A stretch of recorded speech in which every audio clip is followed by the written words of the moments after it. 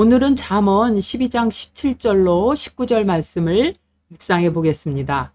진리를 말하는 자는 의를 나타내어도 거짓 증인은 속이는 말을 하느니라.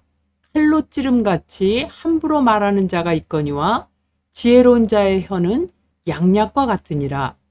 진실한 입술은 영원히 보존되거니와 거짓 혀는 잠시 동안만 있을 뿐이니라. 아멘.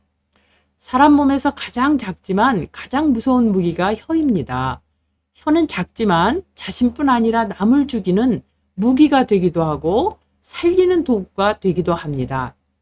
그래서 하나님은 사람을 만드실 때 혀에만 삼중문을 만들었습니다. 그만큼 말하기 전에 3번 생각하라는 것이지요.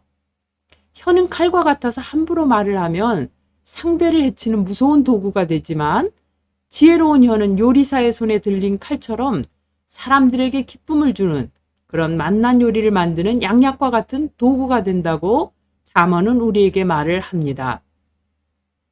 요즘 코로나 바이러스로 인해서 대면이 어려워지면서 비대면 매체로 인터넷을 통한 온갖 말들이 난무하는 그런 시대가 되었습니다. 이러한 혼돈의 시대에 인터넷 매체는 칼처럼 함부로 상대방을 해치는 무서운 도구가 되기도 하고 또 답답하고 두려운 매일매일의 삶에 기쁨과 용기를 주는 양약과 같은 도구가 되기도 합니다. 야고보서 3장 8절에 보면 혀는 능히 길들일 사람이 없나니 쉬지 아니하는 악이요 죽이는 독이 가득한 것이다 라고 그렇게 말씀을 합니다. 우리의 혀는 죽이는 독이 가득해서 함부로 사용하면 항상 상대방을 죽이는 무서운 도구가 될 수밖에 없습니다. 세계에서 가장 위험한 직업 중에 뱀의 독을 전문적으로 채취하는 사람이 있습니다.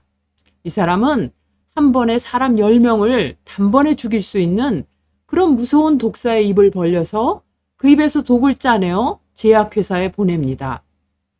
사람 10명도 단번에 죽이는 독사의 독이 놀랍게도 의약품으로 사용되기 때문입니다.